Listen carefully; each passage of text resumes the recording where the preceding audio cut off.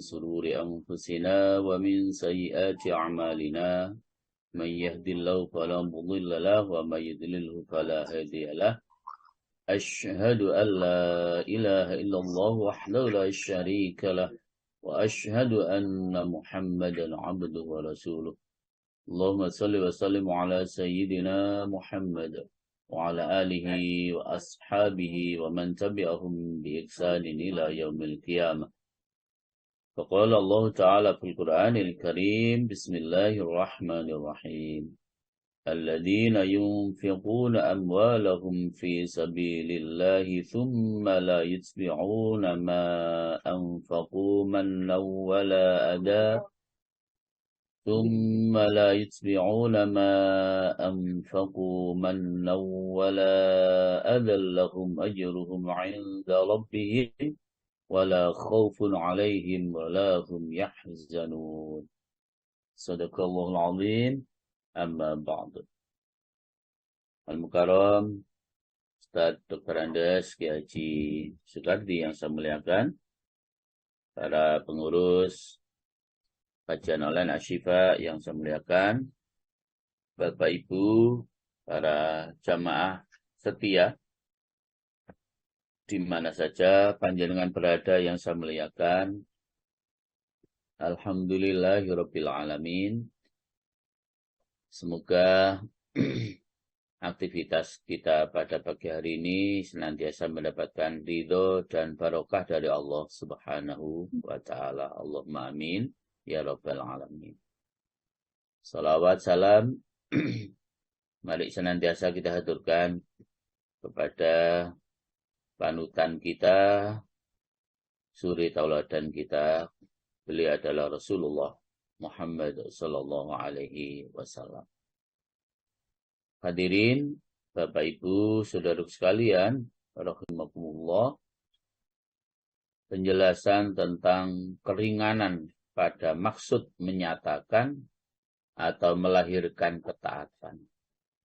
Menyatakan atau melahirkan ibadah amaliyah yang sedang kita lakukan. Bapak Ibu para jamaah rahimakumullah. Ketahuilah bahwa merahasiakan ibadah, merahasiakan amal-amal yang sedang kita lakukan itu memang terdapat keikhlasan yang ada di dalamnya. Jadi merahasiakan ibadah atau amal-amal perbuatan yang kita lakukan itu terdapat keikhlasan yang ada di dalamnya sekaligus terhindar dari sifat riya, bahkan ujub, bahkan sum'ah. Itu konkret kalau kita selalu menyembunyikan atau selalu merahasiakan ibadah-ibadah yang sedang kita lakukan. Ibadah-ibadah yang sedang kita lakukan itu di dalamnya terdapat keikhlasan, di dalamnya pula terhindar dari sifat riya, ujub dan sum'ah. Dan saat kita melahirkan, menyatakan, mempertontonkan ibadah yang sedang kita lakukan, itu di dalamnya terdapat keinginan kita, apa yang kita lakukan itu, ibadah yang sedang kita kerjakan itu, biar menjadi motivasi dan diikuti oleh orang lain. Walaupun melahirkan dan menyatakan ibadah dengan niat agar menjadi motivasi dan diikuti oleh orang lain, kebaikan-kebaikan yang kita lakukan itu tetap saja di situ para jamaah kita wajib menjaga hati. Jangan sampai dengan kita melahirkan ibadah yang kita lakukan, menyatakan ibadah yang kita lakukan, atau mempertontonkan ibadah yang kita lakukan dengan niat agar menjadi daya dorong dan motivasi orang lain biar mengikuti ibadah seperti yang kita lakukan, dengan catatan itu juga harus tetap betul-betul kita jaga, jangan sampai muncul riya. Jadi jangan sampai muncul riya. Jadi artinya para jemaah boleh jenengan menyatakan, mempertontonkan ibadah yang panjenengan lakukan. Jenengan mempertontonkan amal perbuatan yang panjenengan lakukan dengan niat agar sekali lagi menjadi daya dorong dan motivasi untuk orang lain, agar apa yang kita lakukan ini diikuti oleh orang lain. Kebaikan-kebaikan yang kita lakukan ini agar diikuti oleh orang lain. Walaupun cara seperti itu masih rawan dengan riya. Maka mesti jaga.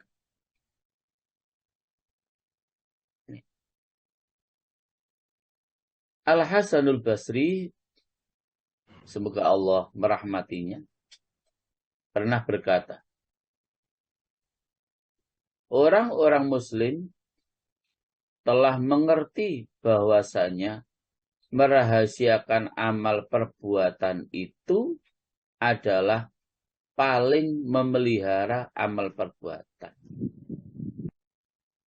Jadi artinya para jamaah, kita sudah sama-sama paham saat kita merahasiakan amal ibadah itu memang paling mudah untuk menjaga keikhlasan. Jika kita selalu merahasiakan amal perbuatan kita, itu paling mudah untuk menjaga keikhlasan. Tetapi kata Al-Hasanul Basri pula, ketika jenengan menyatakan, melahirkan, mempertontonkan ibadah yang sedang panjenengan lakukan, itu tetapi di dalamnya ada faedah, ada manfaat, ada gunanya. Untuk apa tadi itu? Menjadi daya dorong dan motivasi untuk orang lain agar juga mengikuti ibadah yang seperti kita lakukan. Walaupun tadi melahirkan, menyatakan, mempertontonkan amal perbuatan kita, ibadah kita, amaliyah kita itu rawan dengan riya. Oke. Tapi ada faedah, ada manfaat, ada gunanya. Oleh karena itu para jemaah, Allah Subhanahu wa Ta'ala memang tetap memuji orang-orang yang merahasiakan amal perbuatannya, tetapi sekaligus Allah juga memuji orang-orang yang melahirkan amal perbuatannya. Sehingga salah satu contoh ada di ayat 271, dan ayat ini sudah berkali-kali kita sampaikan. Al-Baqarah 271. Bismillahirrahmanirrahim. In tubdus sadaqati fani'immahi. Wa in tukhfuha wa tu'tuha al-fuqara'a fahuwa khairul lakum. وَيُكَفِّرُ عَنْكُمْ مِنْ سَيِّئَاتِكُمْ وَاللَّهُ بِمَا تَعْمَلُونَ خَبِيرٌ. Nggih Ustaz, siap. A'udzu billahi minasyaitonir rajim. Bismillahirrahmanirrahim. Jika kamu menampakkan sedekah-sedekahmu, maka itu baik.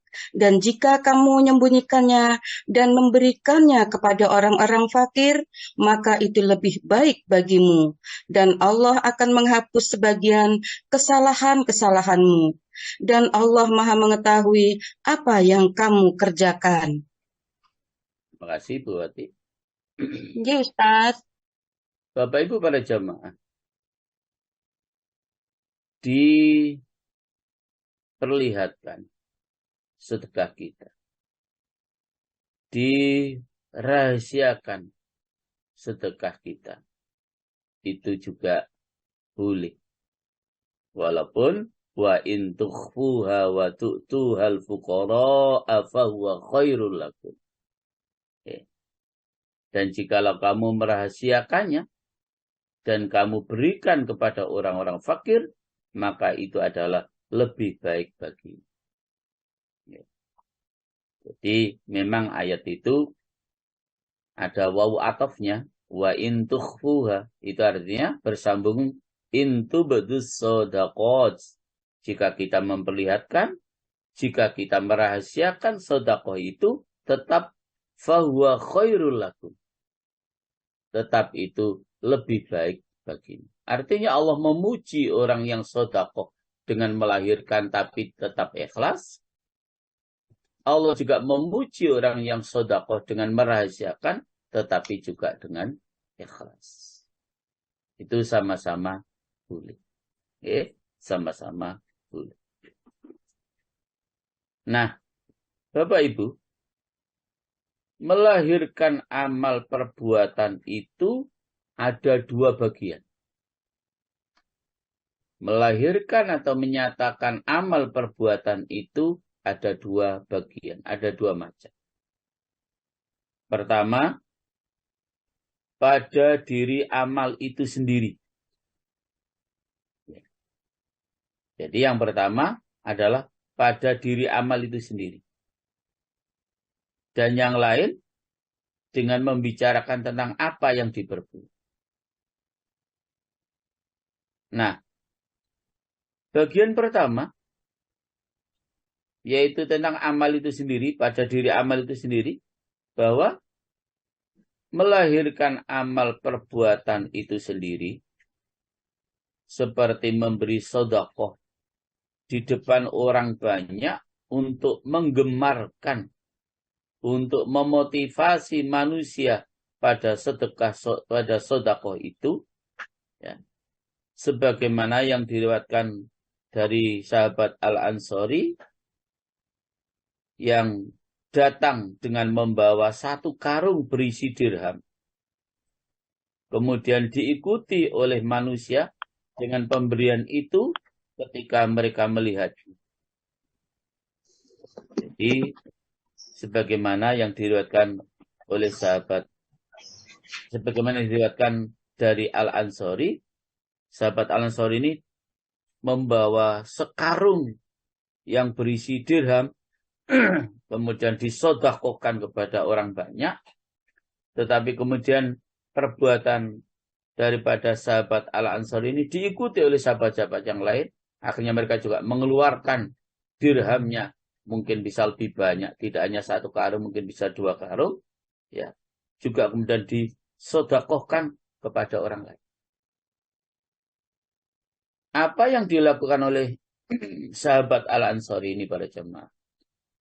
Maka kemudian menjadi sebab beliau dawuh sebagai berikut. Man sanna sunatan hasanatan fa'amila biha kana lahu ajruha wa ajru man ittaba'ah. Hadis riwayat Imam Muslim. Barang siapa membuat atau meletakkan jalan yang baik, lalu perbuatan baik itu dikerjakan oleh orang lain, maka baginya memperoleh pahalanya dan pahala orang yang mengikuti. Siapa yang memberikan contoh yang baik, lalu kok diikuti oleh orang lain melakukan perbuatan baik itu karena mencontoh kita, maka kita akan mendapatkan pahala dari perbuatan baik yang kita lakukan sendiri dan akan mendapatkan kiriman pahala dari perbuatan baik orang lain yang orang lain tadi berbuat baik itu mencontoh kita. Jadi pahalanya double-double.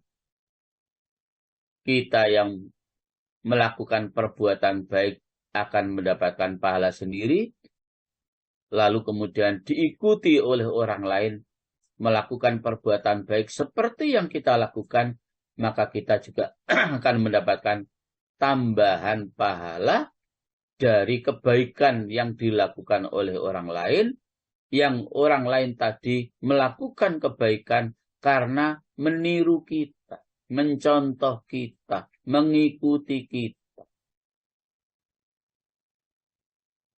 Jadi para jamaah, kalau nyatanya kita melahirkan ibadah itu dengan maksud biar menjadi motivasi orang lain, dan kemudian betul-betul orang lain itu mengikuti apa yang kita lakukan, itu memang juga diperbolehkan asal saat kita melahirkan dan menyatakan ibadah yang kita lakukan itu tetap didasari dengan hati yang ikhlas.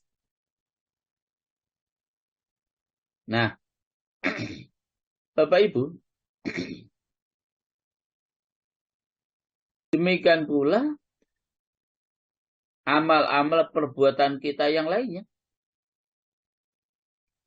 Bukan hanya contoh sahabat Al-Ansori yang membawa sekarung dirham kemudian dibagi-bagikan lalu diikuti oleh sahabat yang lain yang kemudian menyebabkan Rasulullah dawuh seperti tadi. Maka demikian pula dengan ibadah-ibadah kita yang lain. Ya, seperti sholat kita, puasa kita, haji kita, berperang kita, menghadapi orang kafir, dan lain sebagainya,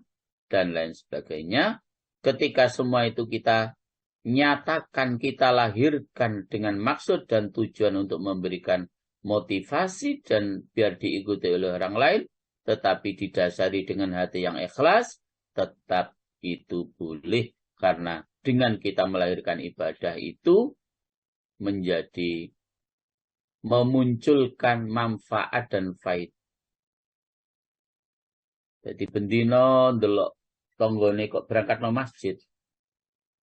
Maka tetangga yang dilewati itu lama-lama mikir, saya kok enggak pernah ke masjid ya? Ngapain kok saya sholat di rumah saja? Sementara tetangga saya itu aktif banget setiap waktu ke masjid. Akhirnya termotivasi. Ya sudah, kalau gitu saya tak mulai besok ikut seperti yang dilakukan oleh Bapak itu. Bisa terjadi seperti itu. Bisa terjadi seperti itu.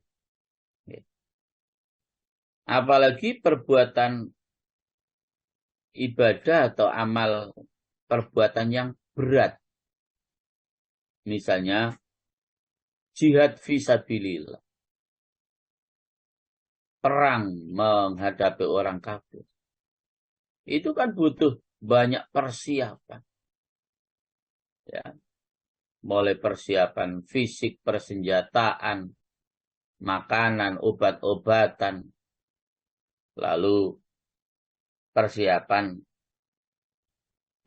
antisipasi.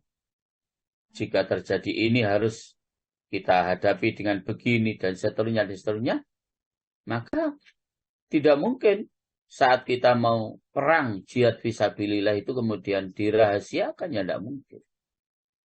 Ya, karena kita mesti bawa bekal, makanan, minuman, obat-obatan, pakaian besi, persenjataan yang canggih, dan seterusnya. Itu sengaja misalnya kita lahirkan, kita pertontonkan dengan maksud agar yang lain juga bergerak untuk berperang. Yang lain juga kemudian termotivasi untuk juga ikut jihad fisabilillah. Dan ketika kemudian apa yang kita lakukan dalam melakukan persiapan perang itu adalah tetap didasari dengan hati yang ikhlas, maka itu yang dimaksud menyatakan ibadah, melahirkan ibadah, dan membawa faedah, membawa manfaat untuk kemudian biar orang-orang yang lain juga ikut termotivasi mempersiapkan diri untuk jihad juga dalam membela agama Allah Subhanahu wa ta'ala. Jadi para jemaah, apalagi kalau jenengan semua itu sudah terbiasa dan istiqomah di dalam menjalankan ibadah tertentu misalnya, karena memang perintahnya khususnya bapak-bapak, sholat itu tetap saja perintahnya yang afdol itu berjamaah ke masjid. Dan saat kita berangkat ke masjid itu kan tidak mungkin kita menyembunyikan diri kita, merahasiakan diri kita. Orang kita berangkat ke masjid jalan kaki, orang kita berangkat ke masjid naik motor, orang kita berangkat ke masjid naik mobil. Bagaimana kita mau merahasiakan? Insya Allah hal-hal yang sudah secara istiqomah saya dengan panjenengan melakukan itu, walaupun kita lahirkan ibadah kita itu, insya Allah kita tetap ikhlas. Nah, lain dengan yang belum biasa, belum istiqomah. Mungkin ke masjidnya karena termotivasi di sana ada pemimpinnya di masjid itu. Di sana karena ada apa yang mengharuskan dia datang ke masjid. Nek gak ono sesuatu itu yang gak ke masjid. Nah, itu beda. Tapi panjenengan yang sudah istiqomah puasa sunnah, panjenengan sudah istiqomah sholat sunnah, panjenengan sudah istiqomah selalu sholat berjamaah ke masjid. Jika sudah istiqomah, saya yakin itu memang tetap ikhlas. Walaupun keberangkatan kita ke masjid itu dilihat oleh banyak orang. Mau dilihat, mau tidak dilihat, kalau sudah kita istiqomahkan ibadah itu, ya memang kita nggak peduli. Tidak ingin mendapatkan pujian, tidak juga takut karena celaan orang lain. Tidak. Makanya justru perintah dalam menjalankan ibadah dengan istiqomah itu jamaah, memang itu yang berat. Nih, istiqomah itu yang berat jamaah. Padahal kalau kita ini bisa istiqomah, al-istiqomatu, al-karomatu. Orang yang istiqomah itu pasti akan diberikan kemuliaan oleh Allah Subhanahu wa ta'ala. Ya. Kalau kita betul-betul bisa istiqomah di dalam menjalankan suatu ibadah tertentu. Ya tidak usah banyak-banyak. Satu ibadah saja yang bisa kita istiqomahkan. Itu Masya Allah. Sudah luar biasa.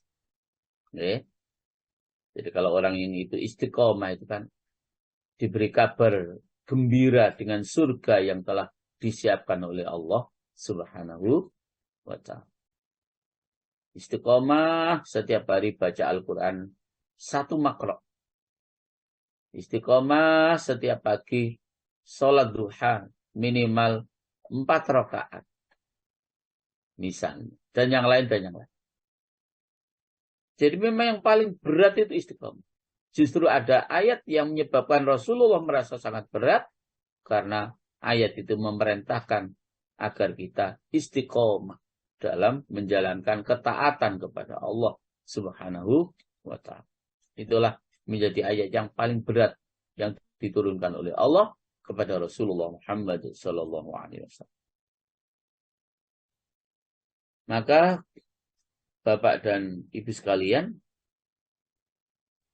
demikian pula misalnya seorang laki-laki yang ketika sholat lail di dalam rumahnya sengaja baca Fatihahnya dikeraskan, baca suratnya dikeraskan. Dalam rangka untuk apa? Motivasinya untuk membangunkan keluarganya, membangunkan tetangganya, membangunkan orang-orang, menyadarkan orang-orang yang sedang melewati rumahnya. Loh, Masya Allah, Bapak itu sedang tahajud, itu sedang qiyamul lail. Kenapa saya tidak, masih keluyuran saja jam sekian? Boleh.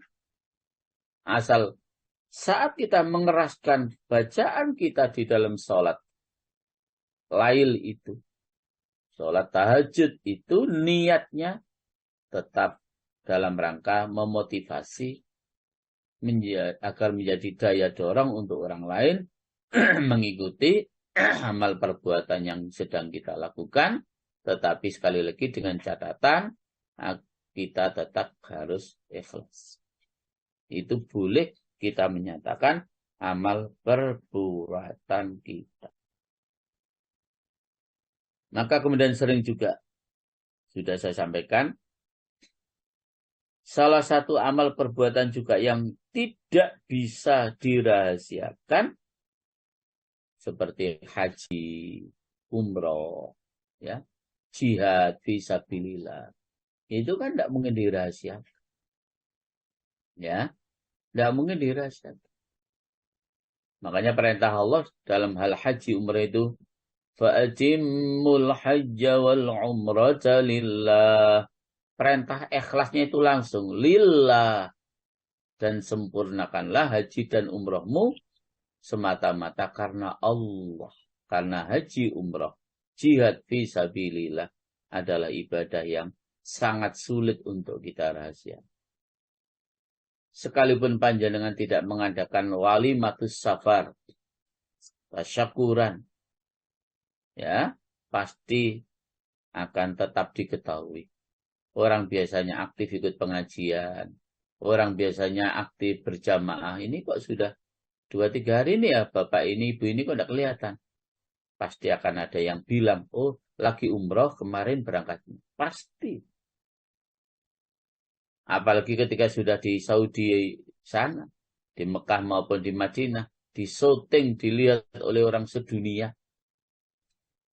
Tidak mungkin kita bisa merahasiakan ibadah tersebut. Maka tuntutannya, sekalipun kita tidak mampu merahasiakan ibadah yang kita lakukan, tuntutannya semoga kita tetap ikhlas. Walaupun ibadah itu kita lakukan dengan terang-terang, ya, kita lakukan dengan terang-terang. Nah, adapun amal perbuatan yang mungkin bisa dirahasiakan, seperti sedekah dan menjalankan sholat, maka jikalau melahirkan sedekah itu dapat, misalnya sedekah itu, dengan kita melahirkan sedekah dengan terang-terangan itu, kok misalnya menjadi sebab orang yang menerima sedekah kita itu menjadi sakit hati, malu, atau setelah kita kasih sedekah lalu kita melakukan perbuatan yang menyakitkan hati orang itu, maka kalau sedekah yang mau kita berikan itu menjadi sebab orang lain itu menjadi sakit hati, maka melahirkan sedekah itu menjadi tidak diperkenankan. Karena menyakitkan hati orang lain itu hukumnya haram. Walaupun kita memberikan sesuatu, tapi hatinya sakit, itu hukumnya haram. Maka kalau seperti itu para jamaah, kita harus pandai menyikapi, berarti kita harus memberikannya sedekah kita kepada orang lain itu dengan secara rahasia. Dan ketika kita bersedekah itu menjadi sebab orang lain itu hatinya sakit karena perbuatan kita, maka sedekah kita itu sia-sia para jamaah. Ada 2 ayat setidaknya dalam Al-Baqarah 262, sebagaimana tadi yang sudah saya bacakan di dalam muqaddimah. Demikian pula yang kedua 264. Ya, Jadi ayat 262 sudah saya bacakan. Sekarang yang ingin saya bacakan adalah yang 264 Al-Baqarah juga. يا أيها الذين آمنوا لا تبطلوا صدقاتكم بالمن والأذى كالذي ينفق ماله رئاء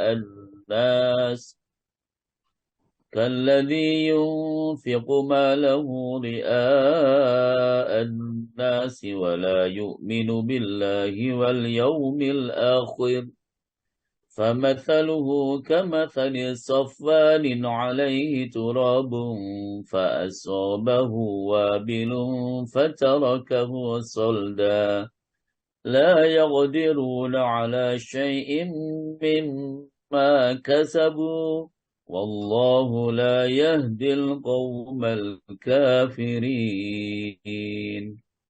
Bu Ati dipun waos arti ayat 262 kemudian disambung artinya ayat 264. 263 nggih Ustaz.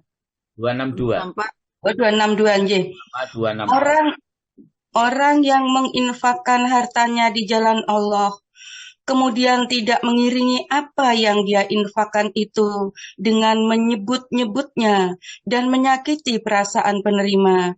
Mereka memperoleh pahala di sisi Tuhan mereka. Tidak ada rasa takut pada mereka dan mereka tidak bersedih hati. 264. Yang baik. Sekarang yang 264. Wahai orang-orang yang beriman, janganlah kamu merusak sedekahmu dengan menyebut-nyebutnya dan menyakiti perasaan penerima, seperti orang yang menginfakkan hartanya karena ria atau pamer kepada manusia, dan dia tidak beriman kepada Allah dan hari akhir. Perumpamaannya orang itu seperti batu yang licin, yang di atasnya ada debu. Kemudian batu itu ditimpa hujan lebat, maka tinggallah batu itu licin lagi.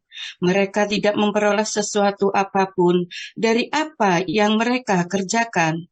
Dan Allah tidak memberi petunjuk kepada orang-orang kafir. Terima kasih, Bu Ati. Iya, Ustaz. Para jemaah rahimahullah. Jadi harusnya kita sedekah itu seperti petunjuk ayat di 262. Ya. Kalau tidak seperti yang kita lakukan di ayat 262, maka menjadi seperti di 264. Memberikan sedekah dengan menyebut-nyebutnya dan menyakiti perasaan penerima. Seperti orang yang menginfakkan hartanya karena riya atau pamer kepada manusia dan dia tidak beriman kepada Allah dan hari akhir. Itu diibaratkan seperti batu yang licin yang di atasnya ada debu, kemudian turun hujan deras, turun hujan yang sangat lebat, maka debunya tadi hilang sama sekali dan kembali batunya menjadi licin. Artinya para jemaah, sedekah kita tidak ada manfaatnya jika dengan kita sedekah itu menyakitkan hati orang yang menerima. Ya. Menyakitkan hati orang menerimanya, sedekah kita tidak ada manfaat. Maka ketika sekali lagi dengan kita menyatakan sedekah kita, mempertontonkan sedekah kita saat diterima oleh orang lain dan kemudian orang lain menjadi sakit hati, maka menyembunyikan sedekah itu menjadi lebih baik. Ya, menyembunyikan sedekah itu menjadi lebih baik.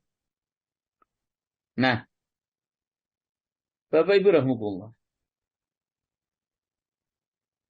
ketika kemudian satu saat kita beribadah itu ada perasaan campur baur antara ikhlas dengan riya. Ya.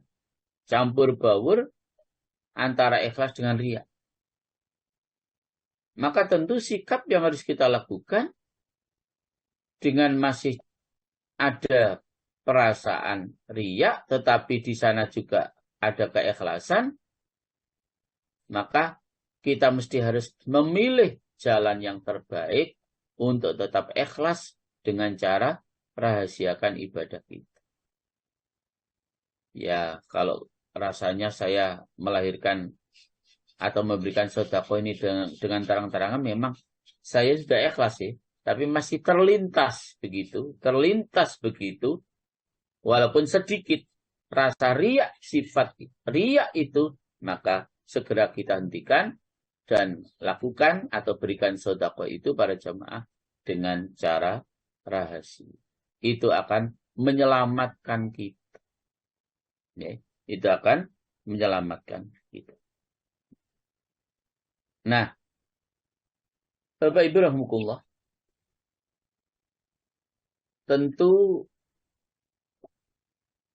kita mesti memahami bahwa ada orang-orang yang memang memiliki jabatan khusus, kemuliaan yang khusus, kemuliaan secara spesifik yang Allah Subhanahu wa Ta'ala berikan kepada para nabi dan para rasul. Jadi kalau para nabi dan para rasul menyatakan ibadah itu sesuatu yang harus beliau lakukan. Makanya wabil khusus Rasulullah Muhammad SAW itu diberikan gelar oleh Allah sebagaimana di Al-Ahzab ayat 21 itu sebagai seorang uswatun hasanah.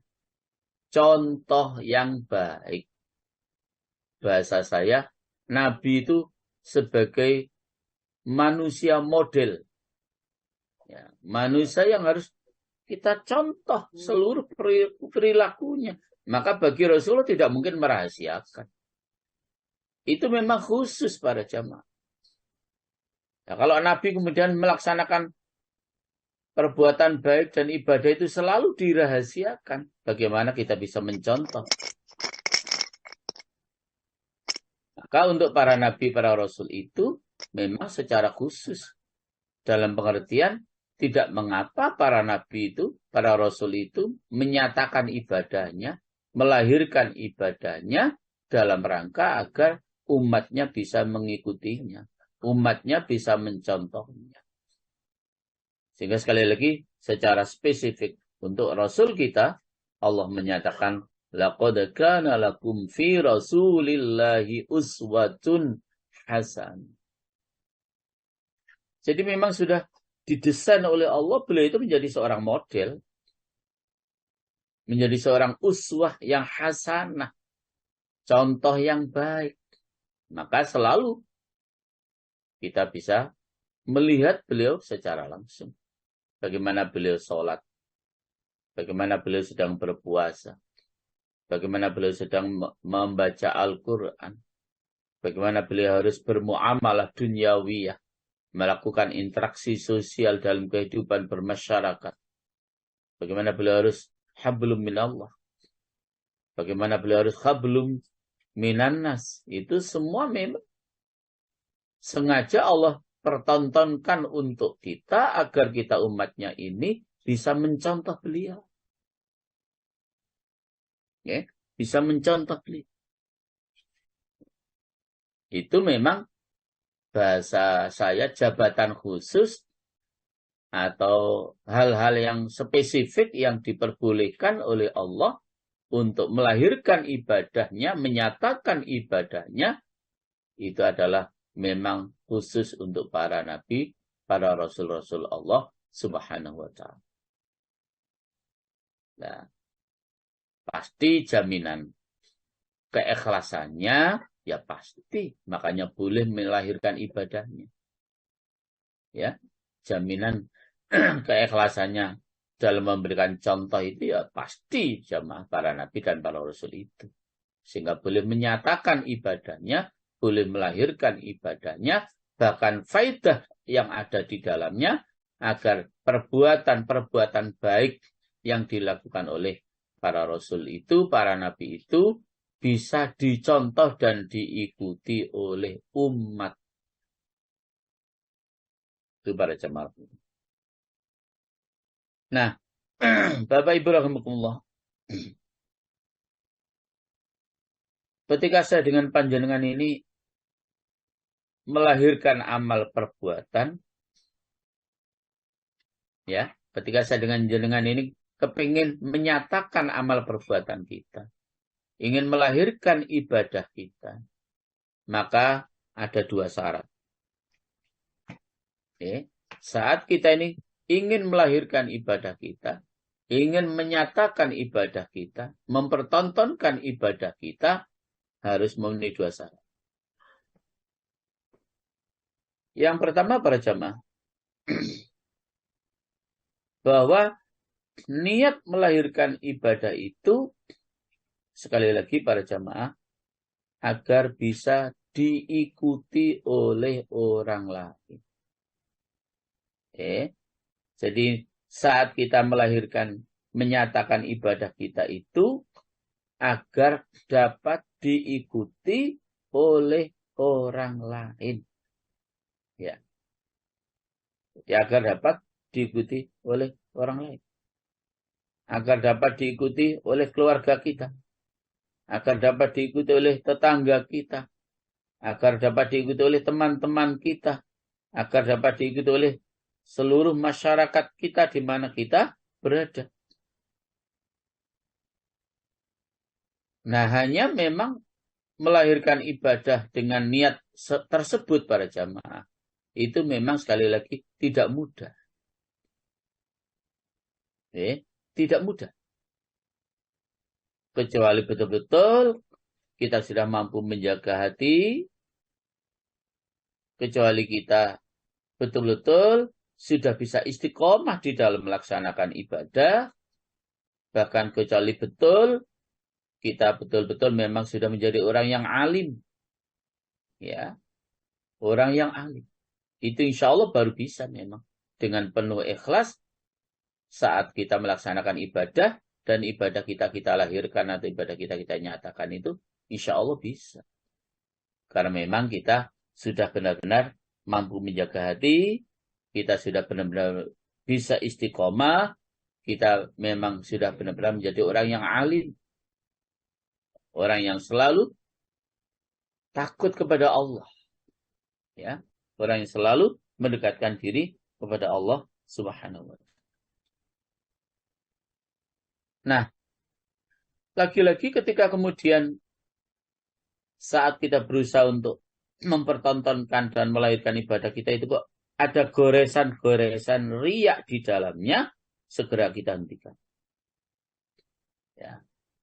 Segera kita hentikan. Jangan dilanjutkan cara itu.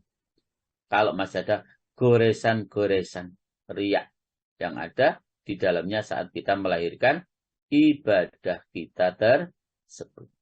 Oke. Jadi ibadah kita tersebut kalau masih ada goresan-goresan riak, jangan lanjutkan.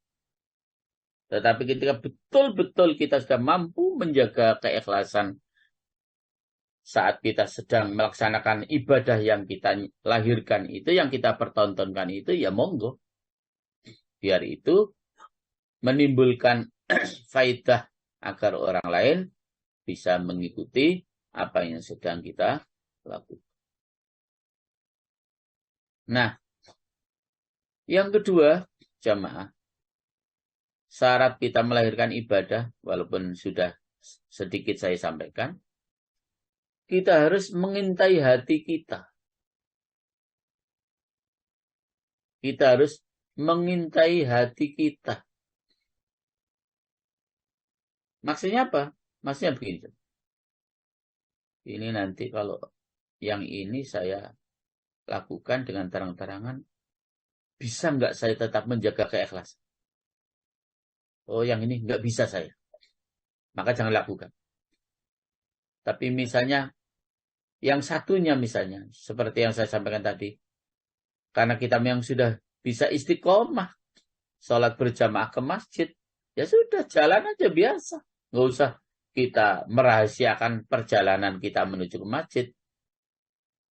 Dan kita sudah mampu memproteksi diri bahwa dengan saya berangkat ke masjid untuk sholat berjamaah itu memang saya sudah terbiasa. Jadi artinya tetap ikhlas walaupun disapa orang kanan kiri atau bahkan kita yang menyapa. Atau bahkan orang yang menyapa, oh tindak masjid Pak, oh enggak. Pak, tindak masjid, enggak. Walaupun disapa orang, tapi karena kita sudah yakin mampu menjaga keikhlasan, karena keistiqomahan kita, ya monggo. Jadi bisa saja ibadah tertentu, kita belum bisa menjaga keikhlasan. Ibadah tertentu, ternyata kita sudah mampu menjaga keikhlasan.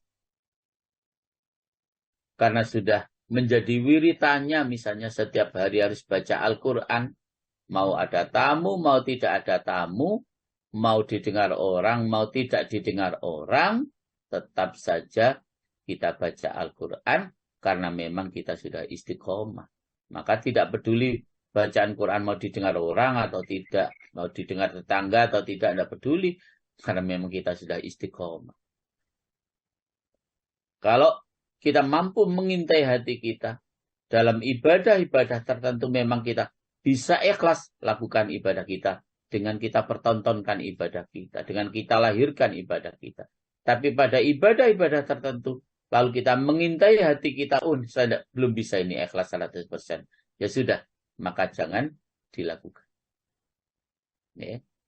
Jadi dua syarat itu, yang pertama niatnya melahirkan ibadah biar diikuti oleh orang lain, dan boleh niat seperti itu, seperti hadis riwayat Imam Muslim tadi itu.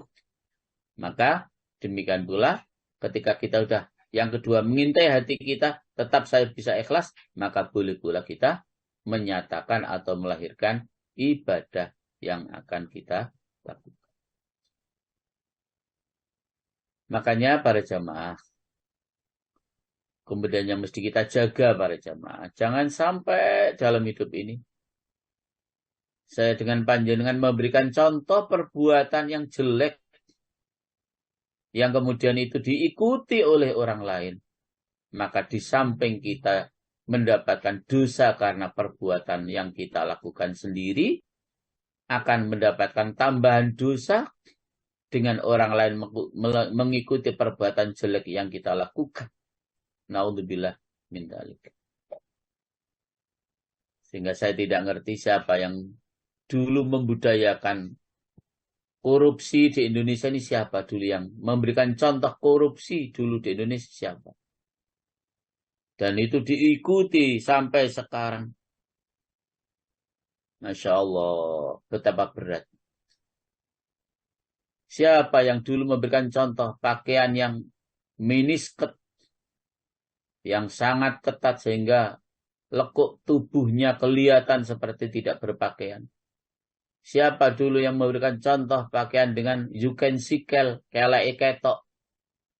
Lalu kemudian itu diikuti oleh orang lain. Masya Allah. Berat para jamaah. Sangat berat.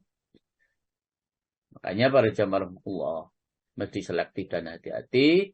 Jangan sampai kita memberikan atau melakukan perbuatan jelek yang kemudian perbuatan itu diikuti oleh orang lain yang berakibat sebagaimana yang sudah saya sampaikan. Bapak Ibu rahmatullah, yang kedua yang terakhir. Yang pertama tadi tentang amal itu sendiri, ya. Yang kedua, seseorang membicarakan dengan apa yang diperbuat sesudah selesai dalam melaksanakan ibadah. Nah, jadi seseorang membicarakan dengan apa yang diperbuatnya sesudah selesai melaksanakan ibadah. Nah, kalau kemudian setelah ibadah pun kita masih menceritakan ibadah yang kita lakukan kepada orang lain dengan niat riak tadi, maka para jamaah itu yang harus kita jaga dan itu yang harus kita antisipasi. Jangan sampai kemudian setelah ibadah kita lakukan dengan ikhlas, tapi saat ibadah kita lakukan dengan ikhlas, tetapi setelah ibadah kita masih cerita kepada orang lain dan itu menimbulkan perasaan riak dari kita, maka Itu pun para jamaah harus betul-betul kita jaga, jangan sampai itu kita lakukan. Bapak Ibu rahimakumullah.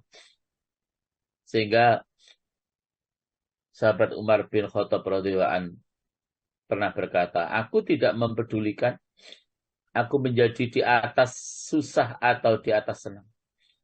Karena aku tidak mengerti manakah di antara keduanya itu yang lebih baik bagiku. Jadi artinya tidak peduli sahabat Umar ini dengan kondisi senang, kondisi susah, aku tidak peduli. Senang maupun susah, saya tidak tahu mana yang lebih baik buat saya. Tentu yang lebih baik buat kita, jamaah, dalam kondisi senang maupun susah, yang penting kita tetap ikhlas. Itu yang menjadi kunci. Demikian pula, Syaddad bin Aus berkata, aku tidak berbicara satu ucapan semenjak aku masuk agama Islam. Sehingga ucapan itu aku ikat dan aku tahan dengan tali hidung kecuali ucapan ini. Nah, jadi artinya saking hati-hati menjaga ibadahnya. Nggak pernah setelah masuk Islam lalu berbicara tentang ibadah yang ia lakukan. Itu upaya dalam rangka menjaga agar tetap ikhlas di saat sedang beribadah kepada Allah Subhanahu wa ta'ala.